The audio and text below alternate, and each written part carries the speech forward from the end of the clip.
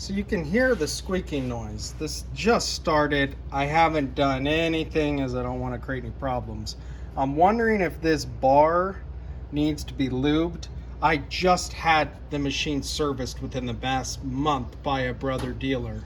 I'm not sure they took this apart and looked at it, but I just don't like the noise and I don't want to do any damage.